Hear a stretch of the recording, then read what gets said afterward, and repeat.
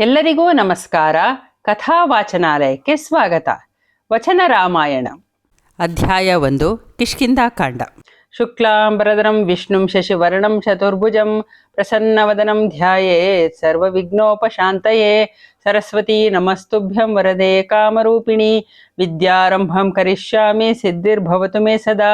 ಗುರುಬ್ರಹ್ಮ ಗುರುರ್ವಿಷ್ಣುಃ ಗುರುರ್ದೇವೋ ಮಹೇಶ್ವರಃ. ಗುರುಃ ಸಾಕ್ಷಾತ್ ಪರಬ್ರಹ್ಮ ತಸ್ಮೈ ಶ್ರೀ ಗುರವೇ ನಮಃ. ಕೂಜಂತಂ ರಾಮ ರಾಮೇತಿ ಮಧುರಂ ಮಧುರಾಕ್ಷರಂ. ಆರುಹ್ಯ ಕವಿತಾ ಶಾಖಾಂ ವಂದೇ ವಾಲ್ಮೀಕಿ ಕೋಕಿಲಂ. ರಾಮಾಯ ರಾಮಭದ್ರಾಯ ರಾಮಚಂದ್ರಾಯ ವೇದಸೇ. ರಘುನಾಥಾಯ ನಾಥಾಯ ಸೀತಾಯ ಪತಯೇ ನಮಃ. ಪಂಪಾ ಎಂಬ ಪುಷ್ಕರಣಿಯಲ್ಲಿ ಅರಳಿದ ಕಮಲ ನೈದಿಲೆಗಳನ್ನು ಈಜಾಡುವ ಮೀನುಗಳನ್ನು ಕಂಡು ರಾಮನಿಗೆ ಸೀತೆಯ ನೆನಪಾಯಿತು. ಅವನಿಗೆ ರೋಮಾಂಚನವಾಗಿ ಮೈ ನಡುಗಲಾರಂಭಿಸಿತು. ಅವನ ವಿರಹದ ವೇದನೆ ಉಕ್ಕಿತು. ಅವನು ಲಕ್ಷ್ಮಣನಿಗೆಂದನು, ಸುಮಿತ್ರಾನಂದನ, ಈ ಪಂಪಾ ಸರೋವರವು ವೈಡೂರ್ಯದಂತೆ ತಿಳಿನೀರಿನಿಂದ ಶೋಭಿಸುತ್ತಿದೆ. ಅರಳಿದ ತಾವರೆ ನೈದಿಲೆಗಳು, ದಡದ ಮರಗಳು ಇದರ ಸೊಬಗನ್ನು ಹೆಚ್ಚಿಸುತ್ತಿವೆ. ಇಲ್ಲಿರುವ ಸುಂದರ ವನವನ್ನೊಮ್ಮೆ ನೋಡು. ಇಲ್ಲಿರುವ ಮರಗಳು ಶೃಂಗಗಳಿರುವ ಪರ್ವತಗಳಂತೆ ಕಂಗೊಳಿಸುತ್ತಿದೆ. ಇವನ್ನೆಲ್ಲ ನೋಡುವಾಗ ನನ್ನ ಮನೋವ್ಯಥೆಯು ಹೆಚ್ಚಾಗುತ್ತಿದೆ. ಆದರೂ ಈ ಪಂಪೆಯು ನನಗೆ ಸುಂದರವಾಗಿಯೇ ಕಾಣಿಸುತ್ತಿದೆ. ಇಲ್ಲಿ ವಿವಿಧ ಜಾತಿಯ ಹಾವುಗಳು ಹರಿದಾಡುತ್ತಿವೆ, ಮೃಗಗಳು ಓಡಾಡುತ್ತಿವೆ, ಹಕ್ಕಿಗಳು ಹಾರಾಡುತ್ತಿವೆ. ಚೆಲುವಾದ ನೀಲಿ ಹಳದಿ ಬಣ್ಣದ ಹುಲ್ಲುಗಾವಲುಗಳಿವೆ. ನಾನಾ ಜಾತಿಯ ಮರಗಳಿಂದ ಉದುರಿದ ಹೂವುಗಳಿಂದ ನೆಲವು ರತ್ನಗಂಬಳಿ ಹಾಸಿದಂತಿದೆ. ಇಲ್ಲಿ ಗಾಳಿಯೂ ಅನುಕೂಲಕರವಾಗಿ ಬೀಸುತ್ತಿದೆ. ಇದು ವಿರಹೋತ್ಕಂಠತೆಯನ್ನು ಹೆಚ್ಚಿಸುವ ವಸಂತಕಾಲ. ಗಾಳಿಯು ಸುಗಂಧಮಯವಾಗಿದೆ. ಲಕ್ಷ್ಮಣ, ನೋಡು, ಮರಗಳು ಹೇಗೆ ಹೂವುಗಳನ್ನು ಉದುರಿಸುತ್ತಿವೆ. ಮೋಡಗಳು ಮಳೆಯನ್ನು ಸುರಿಸುವಂತೆ ಕಾಣಿಸುವುದಿಲ್ಲವೇ? ಗಾಳಿಯಂತೂ ಮರಗಳಿಂದ ಹೂವುಗಳನ್ನು ಚೆಲ್ಲುವ ಆಟವಾಡುತ್ತಿದೆ. ಭ್ರಮರಗಳು ಗುನುಗುನಿಸುತ್ತಿವೆ, ಹಾಡುತ್ತಿವೆಯೋ ಎಂಬಂತೆ ಕೇಳಿಸುತ್ತಿದೆ. ವಸಂತ ಋತುವಿನ ಈ ಗಾಳಿ ಅಮಲೇರಿದ ಕೋಗಿಲೆಗಳನ್ನು ಹಾಡಿಸಿ ಅದಕ್ಕನುಗುಣವಾಗಿ ಮರಗಳನ್ನು ನರ್ತಿಸುವಂತೆ ಮಾಡುತ್ತಿದೆ. ಪರ್ವತ ಗುಹೆಗಳಿಂದ ಧ್ವನಿಯನ್ನು ಹೊರಡಿಸುತ್ತಾ ಗಾಳಿಯೇ ಹಾಡುವಂತೆ ತೋರುತ್ತಿದೆ. ಪರಿಮಳವನ್ನು ಹೊತ್ತಿರುವ ಚಂದನದಂತೆ ತಂಪಾದ ಗಾಳಿಯು ಶ್ರಮವನ್ನು ಪರಿಹರಿಸುತ್ತಿದೆ. ಗಾಳಿಯಿಂದ ಅಲ್ಲಾಡಿಸಲ್ಪಟ್ಟ ಮರಗಳು ದುಂಬಿಗಳ ಜೇಂಕಾರದಿಂದ ಗಾಳಿಯನ್ನು ನಿಂದಿಸುವಂತಿದೆ. ವಿವಿಧ ಪಕ್ಷಿಗಳ ಹಾಡಿನಿಂದ ವಸಂತನು ಸೀತಾ ವಿರಹ ವೇದೆಯನ್ನು ಉದ್ದೀಪಿಸುತ್ತಿದ್ದಾನೆ. ವಸಂತದಿಂದ ಕೂಗುವ ಕೋಗಿಲೆಯು ತನ್ನನ್ನು ಹೀಯಾಳಿಸುವಂತಿದೆ. ನೀರು ಕೋಳಿಯ ಕೂಗೂ ನನ್ನ ವಿರಹವನ್ನು ದುಸ್ಸಹಗೊಳಿಸುತ್ತಿದೆ. ಲಕ್ಷ್ಮಣ, ಹಿಂದೆ ಆಶ್ರಮದಲ್ಲಿದ್ದಾಗ ಈ ಪಕ್ಷಿಗಳು ಕೂಗಿದಾಗ ಸೀತೆಯು ನನ್ನ ಗಮನವನ್ನು ಅದರ ಕಡೆಗೆ ಸೆಳೆಯುತ್ತಿದ್ದಳಲ್ಲ. ಆ ಸುಂದರ ಕಣ್ಣುರೆಪ್ಪೆ ಇರುವ ಕೋಮಲ ತಲೆಗೂದಲಿನ ಸೀತೆಯನ್ನು ನಾನು ಕಾಣದೆ ಬದುಕಿರುವುದರಲ್ಲಿ ಅರ್ಥವಿಲ್ಲ. ಕಣ್ಣಿಗೆ ಕಾಣಿಸದ ಆ ವೈದೇಹಿ ನನ್ನ ಶೋಕವನ್ನು ಹೆಚ್ಚಿಸುತ್ತಿದ್ದಾಳೆ. ಕಣ್ಣಿಗೆ ಕಾಣಿಸುವ ಈ ವಸಂತನು ಬೆವರನ್ನು ತೊಡೆದು ಹಾಕಿ ದುಃಖವನ್ನು ಹೆಚ್ಚಿಸುತ್ತಿದ್ದಾನೆ. ಈ ವಸಂತನಿದ್ದಾನಲ್ಲ, ಎಷ್ಟು ನಿರ್ದಯಿ! ಈ ನವಿಲುಗಳ ಚಂದವನ್ನು ನೋಡು. ಸುತ್ತಲೂ ಹೆಣ್ಣುಗಳನ್ನು ಕೂಡಿಸಿಕೊಂಡು ನರ್ತಿಸುತ್ತಿದೆ. ಅದು ಹೆಣ್ಣು ನವಿಲಿನ ಹತ್ತಿರ ಹೋಗುತ್ತಿದೆ. ಪುಣ್ಯಕ್ಕೆ ಆ ಹೆಣ್ಣನ್ನು ಯಾವ ರಾಕ್ಷಸನೂ ಅಪಹರಿಸಿಲ್ಲವಲ್ಲ. ಅದಕ್ಕೆ ಗಂಡು ನವಿಲು ಸಂತಸದಿಂದ ನರ್ತಿಸುತ್ತಿರುವುದು. ಸೀತೆ ಇಲ್ಲದ ಈ ವಸಂತದಲ್ಲಿ ಪುಷ್ಪಗಳೆಲ್ಲ ನನ್ನ ಪಾಲಿಗೆ ವ್ಯರ್ಥವಾಗಿವೆ. ಸೀತೆಯೂ ನನ್ನ ಹಾಗೆ ವಿರಹ ಕಾತರಳಾಗಿರಬಹುದಲ್ಲವೇ? ಅವಳಿರುವ ಸ್ಥಳದಲ್ಲಿ ವಸಂತನಿರುವುದರಿಂದ ನಾನಿಲ್ಲದೆ ಅವಳು ಹೇಗಿರುವಳೋ? ನಿಜವಾಗಿಯೂ ಅವಳು ವಿರಹ ತಾಳಲಾರದ ಪ್ರಾಣವನ್ನು ಕಳೆದುಕೊಳ್ಳಲೂ ಬಹುದು. ಹಿಂದೆ ಸೀತೆ ಇದ್ದಾಗ ಸುಖಕರವಾಗಿದ್ದ ಗಾಳಿ ಈಗ ಅವಳಿಲ್ಲದೆ ದುಃಖದಾಯಕವಾಗಿದೆ. ನೋಡು, ಈ ವಸಂತನ ವಕ್ರಬುದ್ಧಿಯನ್ನು. ನನ್ನ ಪ್ರಿಯೆಯ ಸದೃಶ ವಸ್ತುಗಳನ್ನು ತೋರಿಸಿ ನನಗೆ ಅವಳ ನೆನಪಾಗುವಂತೆ ಮಾಡುತ್ತಿದ್ದಾನಲ್ಲ. ಹೆಣ್ಣು ಜಿಂಕೆಗಳನ್ನು ನೋಡುವಾಗ ನನಗೆ ಮೃಗಾಕ್ಷಿಯಾದ ಸೀತೆಯ ನೆನಪಾಗುತ್ತದೆ ಕಣೋ. ಆ ನನ್ನ ಕಾಂತೆಯನ್ನು ಕಂಡರೆ ಮಾತ್ರ ನಾನು ನೆಮ್ಮದಿಯಿಂದ ಇದ್ದೇನು. ಅವಳು ನನ್ನೊಂದಿಗೆ ಈ ಪಂಪಾ ಸರಸ್ಸಿನ ತಂಗಾಳಿಯನ್ನು ಸೇವಿಸಿದರೆ ಮಾತ್ರ ನಾನು ಬದುಕಿ ಉಳಿದೇನು. ಲಕ್ಷ್ಮಣ, ಅವಳ ಈ ಸುಂದರ ರೆಪ್ಪೆಯ ಕಣ್ಣುಳ್ಳ ಪರಿಮಳ ಬೀರುವ ನಗುಮುಖವನ್ನು ನೋಡದೆ ನನ್ನೆದೆ ಒಡೆದು ಹೋಗುತ್ತಿದೆಯಪ್ಪ. ಅವಳ ಮಧುರ ಮಾತುಗಳನ್ನು ಯಾವಾಗ ಕೇಳುವೆನೋ, ಎಷ್ಟೇ ದುಃಖವಿದ್ದರೂ ಸಂತೋಷದಿಂದ ಇರುವವಳಂತೆ ಮಾತನಾಡುತ್ತಿದ್ದಳಲ್ಲ ಆ ಅಯೋಧ್ಯೆಗೆ ಹೋದಾಗ ನನ್ನಮ್ಮ ಸೀತೆ ಎಲ್ಲಿ ಎಂದು ಕೇಳಿದರೆ ನಾನು ಏನೆಂದು ಉತ್ತರಿಸಲಿ? ಲಕ್ಷ್ಮಣ, ನೀನು ಅಯೋಧ್ಯೆಗೆ ಹೋಗಿ ಭರತನೊಡನೆ ಇರು. ನಾನು ಸೀತೆ ಇಲ್ಲದೆ ಖಂಡಿತ ಬದುಕುವವನಲ್ಲ. ಹೀಗೆ ವಿರಹ ವ್ಯಥೆಯಿಂದ ಗೋಳಾಡುತ್ತಿದ್ದ ರಾಮನನ್ನು ಲಕ್ಷ್ಮಣನು ಸಂತೈಸಿದನು. ಅಣ್ಣ, ಸಹಿಸಿಕೋ, ನೀನು ಪುರುಷೋತ್ತಮ, ದುಃಖಿಸಬೇಡ. ನಿನ್ನಂತಹ ಧೀರಮತಿಗೆ ಬುದ್ಧಿಯು ಮಂದವಾಗುವುದಿಲ್ಲ. ವಿಯೋಗದಿಂದ ಈ ದುಃಖ ಬಂದಿದೆ ಅಷ್ಟೆ. ಪ್ರಿಯಜನರಲ್ಲಿ ಅತಿ ಸ್ನೇಹ ಒಳ್ಳೆಯದಲ್ಲ. ದೀಪದಲ್ಲಿ ಹೆಚ್ಚಾದರೂ ಬತ್ತಿ ಉರಿಯಲಾರದು. ರಾವಣನು ಪಾತಾಳಕ್ಕೆ ಹೋದರೂ ಅದರ ಕೆಳಗೆ ಹೋದರೂ ಬದುಕಿ ಉಳಿಯಲಾರ. ಆ ಪಾಪಿ ಎಲ್ಲಿರುವೆನೆಂಬ ಸುದ್ದಿ ಸಿಕ್ಕಿದರೆ ಸಾಕು. ಆಗ ನಾನು ಸೀತೆಯನ್ನಾದರೂ ಬಿಡಬೇಕು, ಇಲ್ಲ ಪ್ರಾಣವನ್ನಾದರೂ ಬಿಡಬೇಕು. ಸೀತೆಯನ್ನೆತ್ತಿಕೊಂಡು ಅವನ ದ್ವಿತೀಯ ಗರ್ಭವನ್ನು ಹೊಕ್ಕು ಕುಳಿತಿದ್ದರೂ ಅವನನ್ನು ನಾನು ಸಂಹರಿಸದೆ ಬಿಡುವವನಲ್ಲ. ಅಣ್ಣ, ನೀನು ಸ್ವಸ್ಥನಾಗು. ಈ ದೀನತೆಯನ್ನು ಬಿಟ್ಟು ಬಿಡು. ಕಳೆದುಕೊಂಡ ಅರ್ಥವನ್ನು ಪ್ರಯತ್ನದಿಂದಲ್ಲದೆ ಬೇರೆ ರೀತಿಯಿಂದ ಪಡೆದುಕೊಳ್ಳಲು ಸಾಧ್ಯವಿಲ್ಲ. ಉತ್ಸಾಹವೇ ನಿಜವಾದ ಬಲ. ಉತ್ಸಾಹಕ್ಕಿಂತ ಬೇರೆ ಬಲ ಎಂಬುದೇ ಇಲ್ಲ. ಉತ್ಸಾಹಿಯೇ ಬಲಶಾಲಿ. ಈ ಜಗತ್ತಿನಲ್ಲಿ ಉತ್ಸಾಹಿಯು ಸಾಧಿಸಲಾಗದ್ದನ್ನು ಯಾರೂ ಸಾಧಿಸಲಾರರು. ಆದುದರಿಂದ ನಾವು ಉತ್ಸಾಹದಿಂದಲೇ ಸೀತೆಯನ್ನು ಪಡೆಯಬಲ್ಲೆವು. ನಿನ್ನೀ ದೈನ್ಯವನ್ನು ಬಿಟ್ಟು ಬಿಡು ಅಣ್ಣ. ಶೋಕವನ್ನು ಹಿಂದಕ್ಕೆ ತಳ್ಳು. ನೀನೊಬ್ಬ ಮಹಾತ್ಮ, ಕೃತಾರ್ಥ ಎಂಬುದು ನಿನಗೆ ತಿಳಿದಿಲ್ಲವಲ್ಲ. ಲಕ್ಷ್ಮಣನ ಮಾತುಗಳನ್ನು ಕೇಳಿ ರಾಮನು ನಿರಾಶೆಯನ್ನು ಬದಿಗೊತ್ತಿ ಧೈರ್ಯ ತಾಳಿದನು. ಆದರೂ ಸೀತೆಯನ್ನು ನೆನೆದಾಗ ಧೈರ್ಯಗುಂದುತ್ತಿದ್ದನು. ಆಗ ಲಕ್ಷ್ಮಣನು ಅವನಿಗೆ ಧೈರ್ಯವನ್ನು ಹೇಳಿ ಅವನಲ್ಲಿ ಉತ್ಸಾಹವನ್ನು ತುಂಬುತ್ತಿದ್ದರು. ಅವರು ಋಷ್ಯಮೂಕದ ಕಡೆಗೆ ಹೆಜ್ಜೆ ಹಾಕಿದರು. ಆ ಅದ್ಭುತ ದರ್ಶನರಾದ ರಾಮ ಲಕ್ಷ್ಮಣರು ಸುಗ್ರೀವನ ಕಣ್ಣಿಗೆ ಬಿದ್ದರು. ಅವರು ಬಲಾಢ್ಯರೆಂಬುದು ಅವನಿಗೆ ಮನವರಿಕೆಯಾಯಿತು. ಅವನು ಹೆದರಿ ಸ್ತಂಭೀಭೂತನಾದನು. ಇತರ ವಾನರರೂ ಅವರನ್ನು ನೋಡಿ ನಡುಗಿದರು. ಅವರೆಲ್ಲ ವಿಷಣ್ಣರಾದರು. ಕೊನೆಗೆ ವಾಲಿಯು ಪ್ರವೇಶಿಸದ ಮತಂಗಾಶ್ರಮಕ್ಕೆ ಅವರೆಲ್ಲರೂ ಹೋದರು. ಮಹಾತ್ಮರಾದ ಆಯುಧಧಾರಿಗಳಾದ ರಾಮ ಲಕ್ಷ್ಮಣರನ್ನು ನೋಡಿ ಸುಗ್ರೀವನಿಗೆ ಶಂಕೆಯುಂಟಾಯಿತು. ಅವನು ಉದ್ವಿಗ್ನನಾಗಿ ಎಲ್ಲ ದಿಕ್ಕುಗಳ ಕಡೆಗೆ ನೋಡಿದನು. ಒಂದೇ ಕಡೆಯಲ್ಲಿ ನಿಲ್ಲದಾದನು. ಅವನು ಭೀತಿಯಿಂದ ತಲ್ಲಣಿಸಿದನು. ಅವನಿಗೆ ಚೆನ್ನಾಗಿ ವಿಚಾರ ಮಾಡಿ ತನ್ನ ಆಪ್ತರೊಡನೆ ಸಮಾಲೋಚಿಸಿದನು. ಅವನು ದಿಗಿಲಿನಿಂದ ತನ್ನ ಅನುಚರರಿಗೆ ಹೇಳಿದನು, ಇವರನ್ನು ಈ ದುರ್ಗಮವಾದ ವನಕ್ಕೆ ವಾಲಿಯೇ ಕಳಿಸಿದ್ದಾನೆ ಎನ್ನಿಸುತ್ತದೆ. ನಾರು ಬಟ್ಟೆಯಲ್ಲಿ ವೇಷ ಮರೆಸಿಕೊಂಡು ಇಲ್ಲಿ ಬಂದಿದ್ದಾರಷ್ಟೆ. ಆಗ ಸುಗ್ರೀವನ ಸಚಿವರು ಅಲ್ಲಿಂದ ಮತ್ತೊಂದು ಪರ್ವತದ ತುದಿಗೆ ಹೋದರು. ಗುಂಪಿನ ಇತರ ನಾಯಕರೆಲ್ಲ ತಮ್ಮ ಒಡೆಯನ ಸುತ್ತ ಕಾವಲಿಗಾಗಿ ನಿಲ್ಲಲು ಬಂದರು. ಅವರು ಶಿಖರದಿಂದ ಶಿಖರಕ್ಕೆ ಜಿಗಿಯುತ್ತಾ ಶಿಖರಗಳನ್ನು ನಡುಗಿಸುತ್ತಾ ಸುಗ್ರೀವನ ಹತ್ತಿರ ಬಂದರು.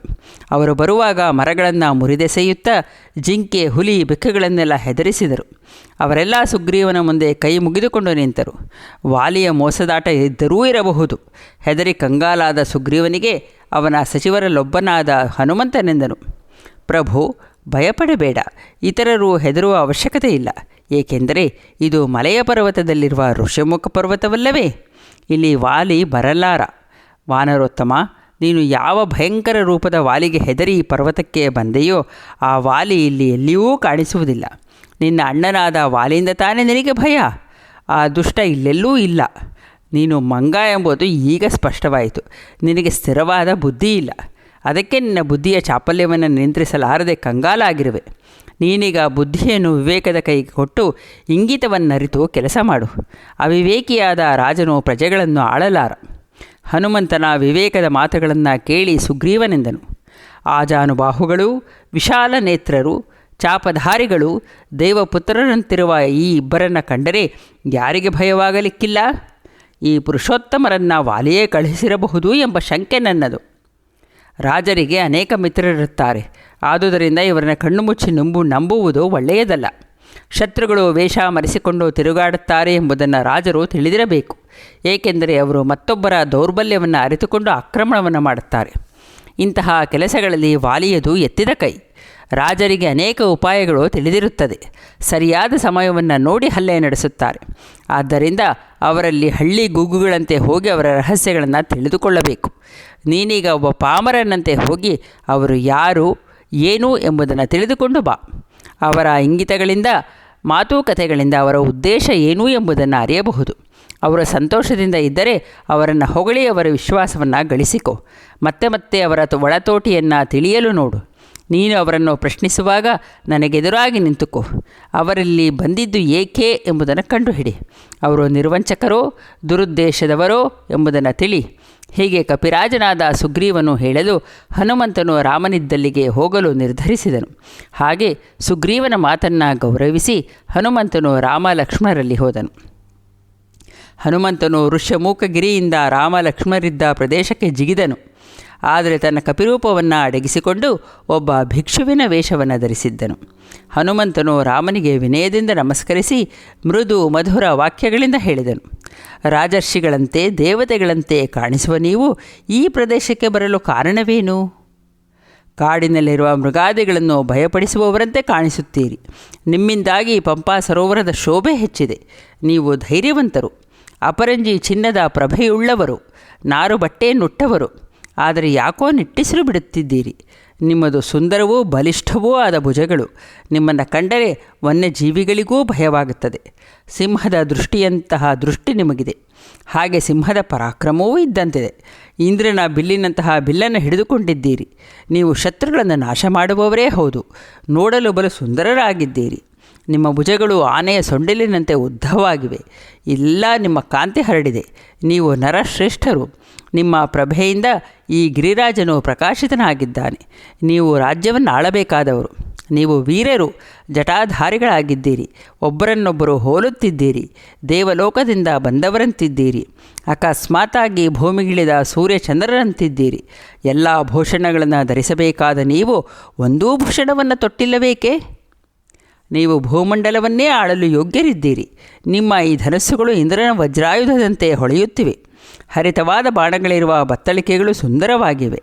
ನಿಮ್ಮ ಖಡ್ಗಗಳು ಪೊರೆ ಕಳಚಿದ ಹಾವುಗಳಂತೆ ಬೆಳಗುತ್ತಿವೆ. ನಾನು ಇಷ್ಟೆಲ್ಲ ಮಾತನಾಡಿದರೂ ನೀವು ಸುಮ್ಮನಿದ್ದೀರಲ್ಲ. ಧರ್ಮಾತ್ಮನಾದ ಸುಗ್ರೀವನೆಂಬುವನು ವಾನರ ಸಮೂಹದ ಅಧಿಪತಿಯಾಗಿದ್ದಾನೆ. ಅವನು ವೀರನೇ. ಆದರೆ ಅವನು ಅವನ ಅಣ್ಣನಿಂದ ಬಹಿಷ್ಕೃತನಾಗಿ ದುಃಖ ಪಡುತ್ತಿದ್ದಾನೆ.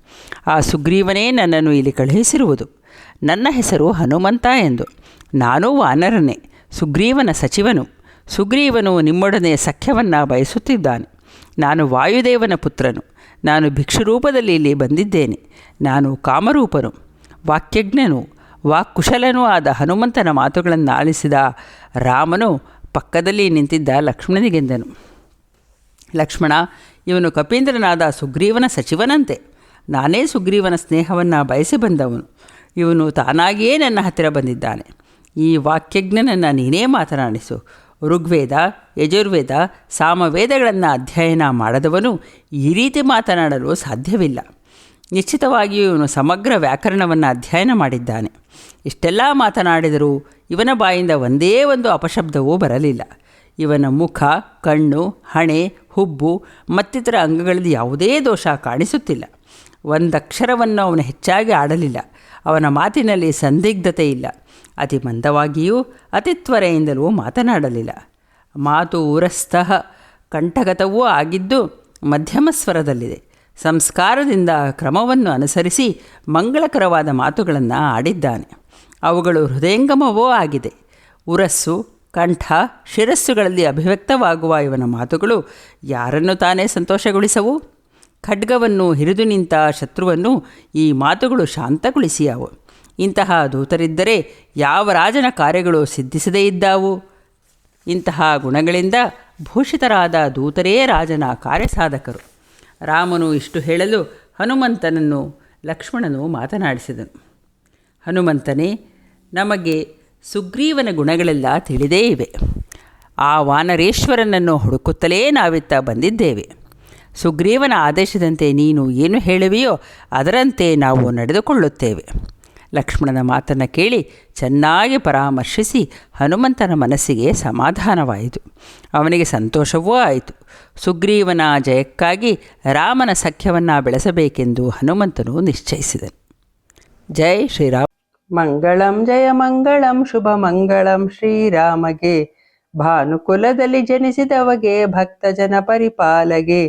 ಲೀಲೆಯಿಂದಲಿ ವಾಲಿ ನಿಗ್ರಹ ಮಾಡಿದ ಭೂಪಾಲಗೆ. ಮಂಗಳಂ ಜಯ ಮಂಗಳಂ ಶುಭ ಮಂಗಳಂ ಶ್ರೀರಾಮಗೆ. ತಾಟಕೀಯ ಕೊಂದವನಿಗೆ ಘೋರಾಟವನ ಸಂಚಾರಿಗೆ. ಆಟಕೋಜ್ವಲ ಕಾಂತಿ ಶೋಭಿಪ ದಿವ್ಯ ರತ್ನ ಕಿರೀಟಗೆ. ಮಂಗಳಂ ಜಯ ಮಂಗಳಂ ಶುಭ ಮಂಗಳಂ ಶ್ರೀರಾಮಗೆ. ದಂಡಕಾರಣ್ಯಕ್ಕೆ ಹೋಗಿ ಚಂಡ ದೈತ್ಯನ ಗೆಲಿದವಗೆ. ಅಂಡಪಿಂಡ ಬ್ರಹ್ಮಾಂಡ ನಾಯಕ ರಾಮ ಕೋದಂಡ ರಾಮಗೆ ಮಂಗಳಂ ಜಯ ಮಂಗಳಂ ಶುಭ ಮಂಗಳಂ ಶ್ರೀರಾಮಗೆ. ಜೈ ಶ್ರೀರಾಮ್. ಧನ್ಯವಾದಗಳು. ತಪ್ಪಿದ್ದರೆ ಕ್ಷಮಿಸಿ.